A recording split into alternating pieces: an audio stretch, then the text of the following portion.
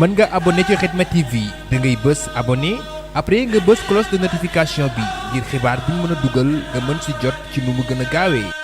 Khidma TV, la chaîne d'actualité autrement.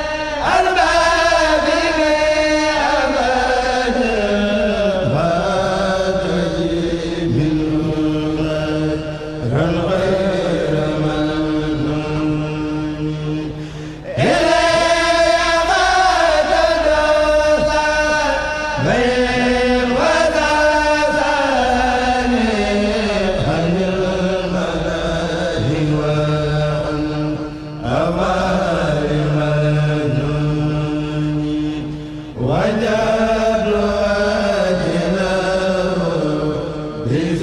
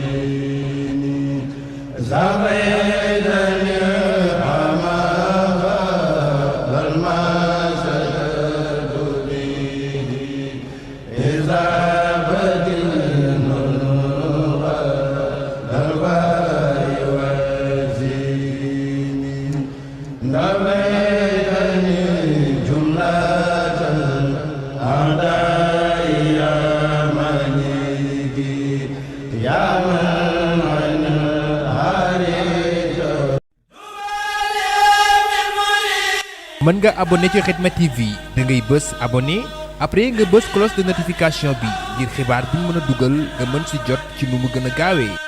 Khidma TV, la chaîne d'actualité autrement.